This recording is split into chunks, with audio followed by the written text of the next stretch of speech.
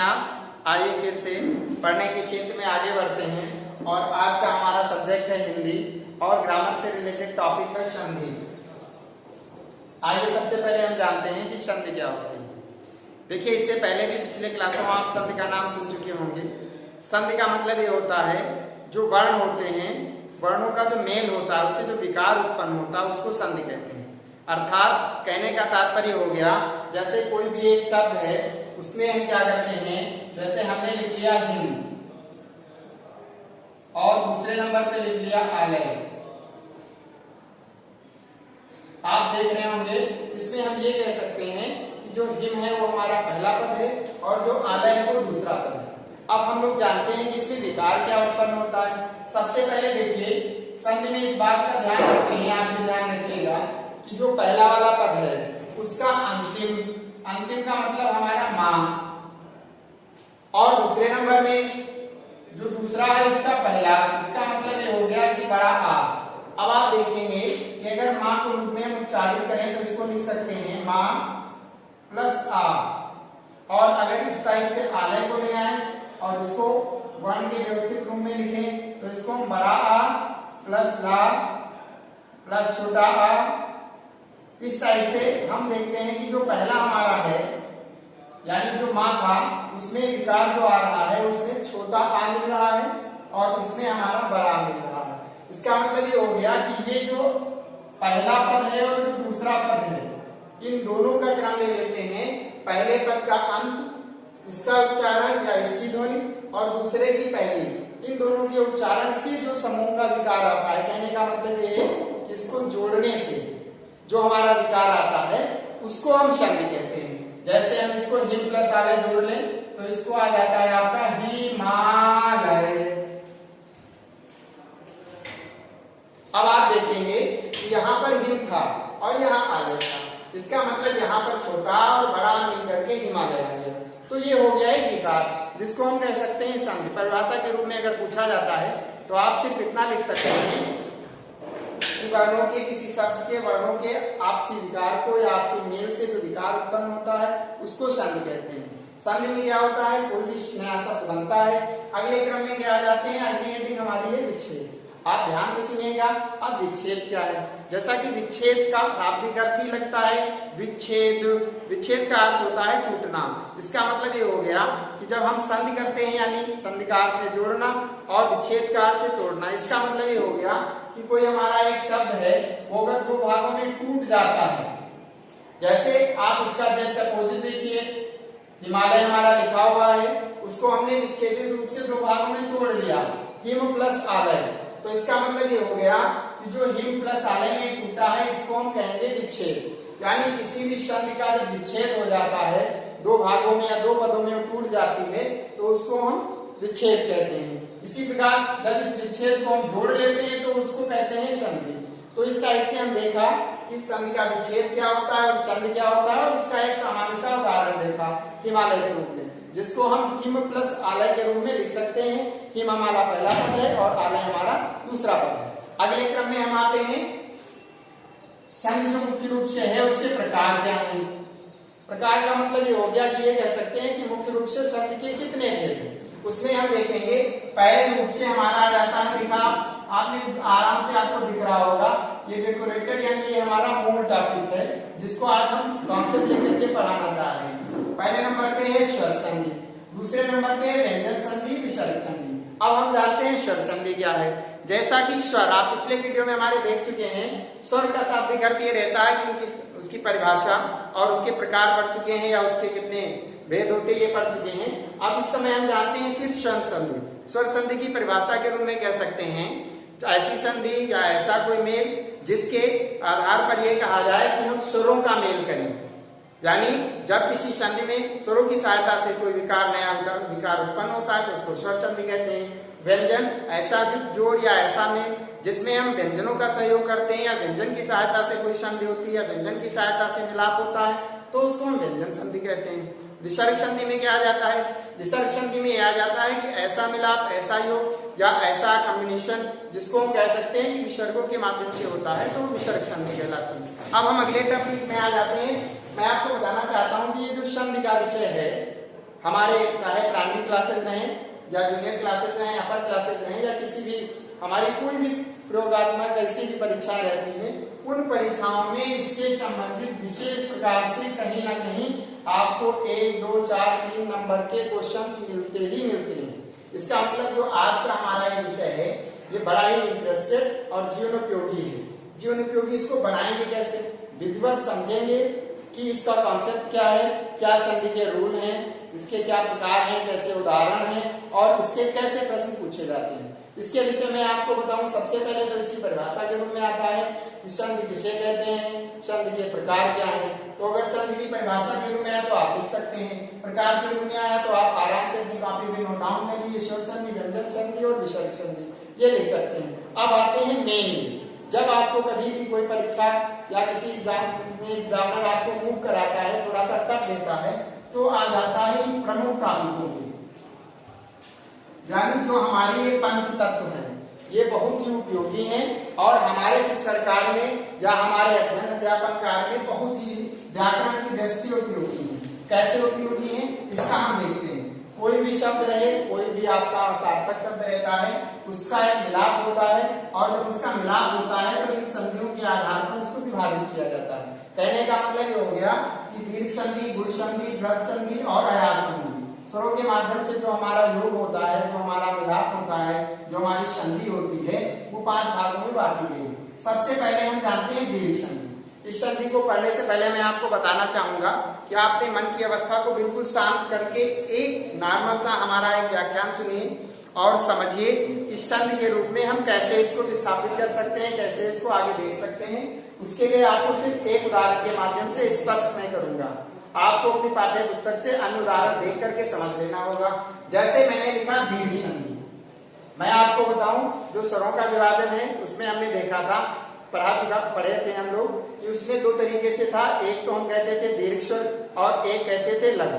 अब आते हैं, देखिए इसमें ये हमारा दिया हुआ है, जैसा कि आपको दिखाई दे रहा होगा पहला उसमें ये कहा गया है छोटा आप्लिक बड़ा प्लस छोटा आप्लिक बड़ा इक्वल टू बड़ा। इसका मतलब क्या है, देखिए हम अपने सब्जेक्ट को या अपनी विषय वस्तु को जब अच्छे नए तरीके से सीखते हैं तभी हमें लगता है कि उसके सीखने का ढंग जो है वो प्रभावी है।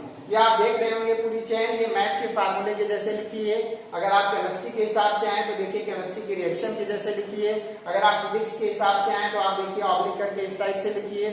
इसका मतलब ये हो गया कि हिंदी विषय को हम किस तरीके से सरलीकरण द्वारा एक पढ़ते हैं जिसमें हम नियमों को देखते हैं। पहले नंबर पे मैं आपको बताऊंगा कि जो संधि आपने देखी थी उसमें ये देखा कि संधि जब आपकी होती है तो 2 पदों से मिलकर होती है। इस समय हमें ध्यान ये रखना है कि जो हमारी संधि हो रही है उसमें पहले पद और दूसरे पद का क्या है। पहले पद का मतलब ये हो गया कि हम ये देखेंगे कि जो पहला नंबर इसमें दिया गया है वो पहले पद का अंतिम जो भी वर्ण रहे या जो भी स्वर रहे, जो भी मात्राएं रही, और दूसरे का पहला, इस बात को विशेष ध्यान देना है। अर्थात फिर से एक बार समझ लीजिए, जैसे हमने लिखा हिमालय, आप देख रहे होंगे, उसको हम इस टाइप से भी लिख सकते हैं ये। अब मेरा कहने का तात्पर्य ये है, ये पहला पद है, दूसरा पद है, इसमें आपको इसको देखना है और इसमें आपको इसको देखना है। इसका मतलब ये हो गया कि जब पहले पद में हमारे कोई भी हो उसमें छोटा या बड़ा आता है, कोई भी हो, छोटा हो या बड़ा हो, दूसरे में भी छोटा बड़ा हो तो मिल करके हमारा बड़ा आ बन जाता है। अर्थात जैसे इसमें दिया गया है राम, मां में हमारा छोटा है और इसमें भी हमारा छोटा है, और ये दोनों मिल करके क्या हो जाएंगे, छोटा छोटा, चाहे बड़ा बड़ा हो, छोटा बड़ा हो, बड़ा छोटा हो, कुछ भी हो, ये हमारा बड़ा आ बन जाएगा। इसका मतलब ये बन जाएगा रामावतार। समझ गए, चाहे छोटा हो या बड़ा हो, किसी में, दूसरे दोनों में मिल करके आप ये देखिए कि संधि के अंतर्गत सिर्फ बड़ा बनता है। जैसे विद्या प्लस आलय, विद्यालय, इस टाइप से अपनी पाठ्य पुस्तक से आप बहुत सारी संधियों को देख सकते हैं। अगले क्रम में देखिए दूसरे नियम पे आते हैं, आप ध्यान से देखिए, ऊपर लिखी हुई है छोटी आप्लिक बड़ी प्लस छोटी आप्लिक बड़ी इक्वल टू बड़ी। इसका मतलब ये हो गया कि आप पहले पद में चाहे छोटी ही पाएं या दूसरे पद में प्रारंभ में आप चाहे छोटी ही बड़ी पाएं, लेकिन वो होगा क्या, वो होगा आपका बड़ी ई। इसका मतलब आप जब मिलाप करेंगे तो उसमें बड़ी की मात्रा लगा देंगे। कैसे लगाएंगे, जैसे इसमें दिया है रजनी, दूसरे वाले ने दिया है 30।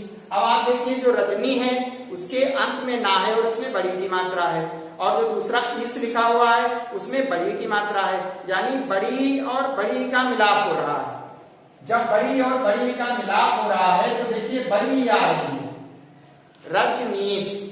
इसका मतलब ये हो गया कि हम छोटी या बड़ी या छोटी के मिलाप से बड़ी प्राप्त करते हैं। ये आपकी अगले नंबर की हो गई। अगले नंबर दीर्घ संधि के अंतर्गत तीसरे नंबर पे आते हैं। इसमें क्या होता है, इसमें आप देखेंगे कि यहाँ लिखा हुआ है छोटा हो ऑब्लिक बड़ा हो प्लस छोटा हो ऑब्लिक बड़ा हो इक्वल टू बड़ा हो, यानी इसको एक्सप्लेन करने की जरूरत नहीं, आप समझ गए होंगे कि चाहे पहले पद के अंत में छोटा हो या बड़ा है या दूसरे पद के प्रारंभ में छोटा हो बड़ा हुआ है, कुल मिलाकर के आपका क्या बन जाता है, बड़ा हो। जैसे भानु प्लस उदय, भानु ना में छोटा हो है और उदय में छोटा हो है, तो ये मिलकर के आपका हो गया भानुदय। कितना अच्छा है। सारे नियम अगर आप कॉपी पे नोट कर लेते हैं, समझ लेते हैं, तो आपको गणित के, बीजगणित के या अलजेब्रा से रिलेटेड एक फार्मूला आपका बन जाता है। छोटा बड़ा इक्वल टू बड़ा, छोटा बड़ा बड़ा, छोटी बड़ी इक्वल टू बड़ी, छोटा हो बड़ा हो इक्वल टू बड़ा हो। तो ये आपका एक नियम हो गया जिसमें हमने देखा कि दीर्घ संधि से संबंधित क्या क्या विषय वस्तु। अगले क्रम में आते हैं गुण संधि। देखिए इससे पहले जो हमने आपको परोसा वो बहुत इजी था, जिसको आपने चम्मच से खा लिया है। इसको आप क्या करना पड़ेगा, इसको आपको मिक्स करना पड़ेगा थोड़ा सा, क्योंकि हमने स्वरों की संख्या जितनी देखी थी 11 स्वरों की संख्याओं में पूरा हमारा है, चाहे जितने भी स्वर आपने पढ़े थे सारे स्वर आपके लिखे हुए हैं और आप समझ सकते हैं कि इन स्वरों का क्या मेल मिलाप रहता है। अगले क्रम में आते हैं, उन क्रमों में क्या है, गुण संधि। देखिए इसमें क्या होता है, इसमें ये है कि हम पहले बेस पे यानी पहले पद के अंत में तो छोटा आ लेके चलते हैं, लेकिन दूसरे वाले में हमारा बड़ा हो जाता है।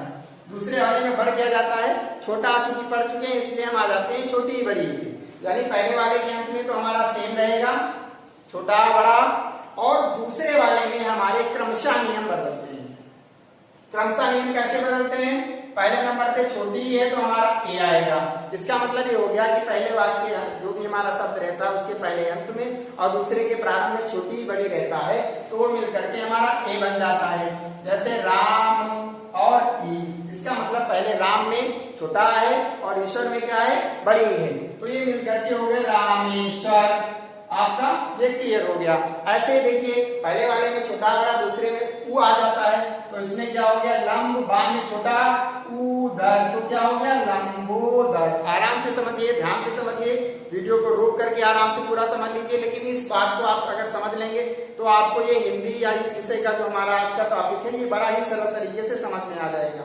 अगले क्रम में आ जाते हैं, देखिए आगे देखिए छोटा बड़ा सेम है और यहाँ पे आ जाता है, इसका मतलब ये अर्थ बनता है जैसे महा प्लस ऋष। यहाँ पे महा की संधि को बहुत समझिए, बहुत कंफ्यूज करती है, क्योंकि यहाँ पर आपका महा बड़ा आ गया और ये ऋण है, इसका मतलब ये हो गया महर्षि।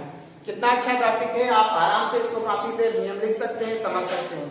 अगले क्रम में आते हैं, गुण संधि आप समझ गए होंगे, हालांकि ये सबसे इजी है और ये थोड़ा सा इससे अगला स्टेप है। अगले नंबर पे आ जाते हैं वृद्धि संधि। अब आप ध्यान से समझिए, देखिए इस फार्मूले में क्या लिखा हुआ है, आपको अपने माइंड में कुछ ना कुछ समझ में आ रहा होगा। आप जानेंगे कि वृद्धि संधि से संबंधित हम लोग क्या पढ़ सकते हैं। देखिए आप जैसे इस चैन में आ रहे थे, इधर हमारा छोटा आकार स्टेप चल रहा है और इधर हमारा अगला स्टेप बढ़ गया, यानी छोटी छोटा छोटी बड़ी ये सब पढ़ चुके थे। अब ए पे आ गए, ए और आओ पे आ गए। अब यहाँ पर हम लोग क्या देखेंगे, यहाँ पर ये देखेंगे कि पहले वाले पद के अंत में छोटा आ ही आ रहा है, चाहे आप लोग सामूहिक दोनों एक साथ पढ़ लें, अलग अलग भी पढ़ना चाहें तो आप अलग भी पढ़ सकते हैं।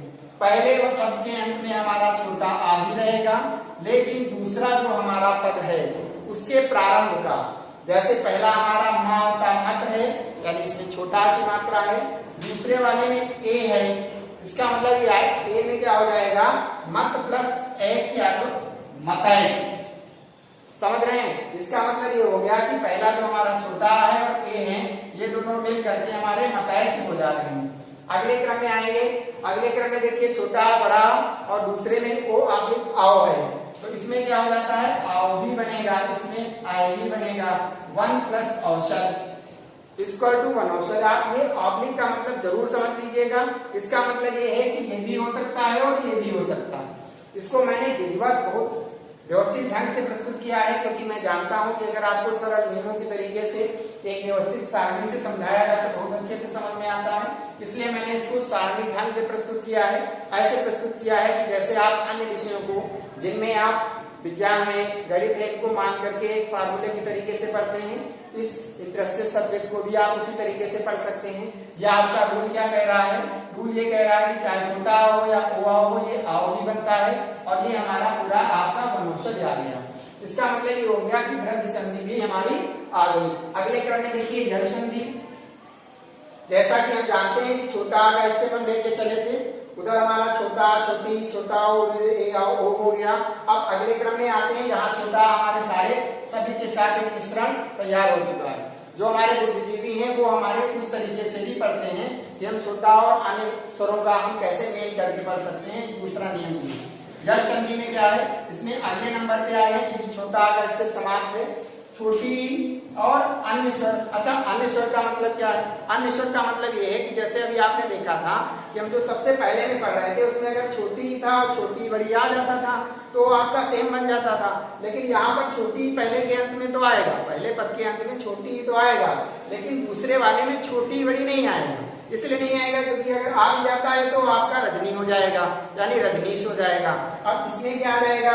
इसमें ये हो जाएगा अन्य स्वर। अन्य का मतलब कोई भी आ सकता है, चाहे छोटा आ जाए, चाहे ओ आ जाए, चाहे ए आ जाए, इस टाइप से आ जाए अगर, तो आपका बहुत ध्यान रखिएगा। इस संधि को पढ़ने का मतलब ये है कि आप इस संधि के व्याकरण के सबसे कठिन भाग को समझने की स्थिति में आ गए हैं। क्या है इसमें? इसमें जो थोड़ा सा विरोधाभास है वो ये है, अन्य स्वर होगा, इसका मतलब छोटी ई के साथ में या आएगा। बहुत ध्यान रखिएगा कि अगर ई है तो उसके साथ में या आता है, मैं अच्छे से समझ चुका हूं और मैंने साथ भी बनाई थी। अगर ऊ है तो वा आता है, या आप इसी तरीके से भी ध्यान रखेंगे। अब इसमें क्या है, देखिए छोटी है और अन्य स्वर दिया जाता है तो या आ जाता है, जैसे इति प्लस आदि। अब आप सोचिए, पहले वाले के अंत में तो छोटी है लेकिन दूसरे वाले में बड़ा आ गया तो ये आ गया या। इसी तरीके से बहुत सारे अन्य भी बन सकते हैं। फिर देखिए छोटा हो बड़ा हुआ, यानी पहले पद के अंत में छोटा हुआ आ जाएगा और दूसरे में अन्य स्वर आ जाएंगे तो वह बन जाएंगे, जैसे सु प्लस आगतम, स्वागतम। मैं पार्टिकुलर एक इसलिए बना के चला हूं क्योंकि जब मैं इसको पढ़ता था तो मुझे लगता था कि संधि बहुत कठिन है। फिर मैंने क्या किया, मैंने सबका एक एक उदाहरण याद किया। उस समय मेरे अंदर ये मानसिकता नहीं रही कि मैं इस रूल को बना लूं, क्योंकि उस समय का मेरा अपना बेसिक नॉलेज था, तो हमने इन सारे उदाहरणों को पहले याद किया था। उदाहरणों को याद करने में ये याद आता था कि ये स्वागतम ऐसे लिखा जाता है, ये ऐसे लिखा जाता है, ये ऐसे लिखा जाता है। इसका मतलब ये हो गया कि मुझे संधि उस तरीके से ऐसे पढ़ने में आई। आज मैं आपको बता रहा हूँ तो मैं आपको इजी रास्ता बता रहा हूँ। उसमें ये सच है कि अगर आप इस तरीके से वैसे पढ़ेंगे तो सारी संधियों को पढ़ लेंगे और अच्छी तरीके से पढ़ लेंगे। इस क्रम में देखिए डेट दिया हुआ है, प्लस अन्य स्वर है, तो इसमें क्या हो जाएगा त्रा, क्योंकि हम जानते हैं यहाँ पे रा है और ये आपका अन्य है तो ये त्रा बन जाएगा।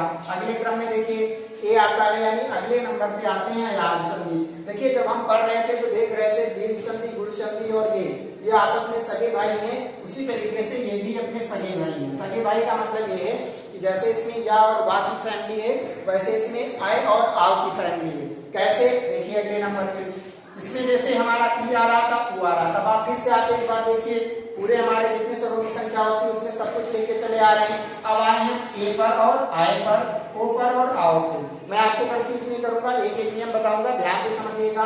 मैंने आपको बताया था कि आपका क्या आता है, इसमें ए आने पर अय आएगा और आय आने पर आय आएगा। इसका मतलब ये हो गया कि आप कोई भी शब्द लें, जैसे आपने देखा होगा कुछ शब्द ऐसे हैं जिनमें मात्राएं तो कोई नहीं होती, ना, या और ना, इसका मतलब नयन।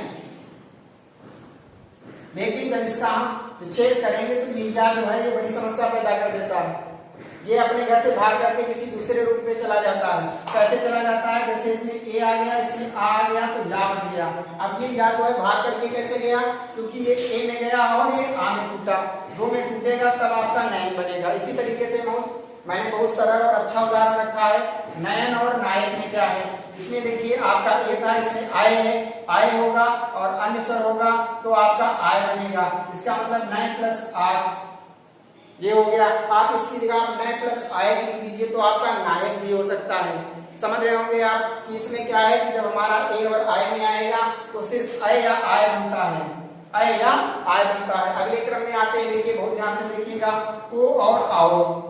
आप समझ रहे होंगे कि इसमें अय आया है तो इसमें अव आएगा, बिल्कुल सही, जैसा आपने सोचा बिल्कुल मैं वैसा ही बताने जा रहा हूँ। इसमें अव आया और इसमें आव आया। अब आप देखिए इसमें ओ प्लस अन्य स्वर तो ये अव बनेगा, इसमें ओ प्लस अन्य स्वर तो ये आव बनेगा। अब आप देखिए ओ पाव वन और भक्त, यहाँ पे आप पावन भी लिख सकते हैं। मैंने थोड़ा सा इसलिए बदल दिया था कि आपकी समझ में आ जाए, एक ही उदाहरण बार बार ना देखें, इसलिए देखिए यहाँ पे क्या है, पाव प्लस वन तो ये पावन हो गया, पाव प्लस वन तो इसका मतलब ये पावन हो जाएगा, या यहाँ पर पाव प्लस अक है तो आपका पावन हो जाएगा।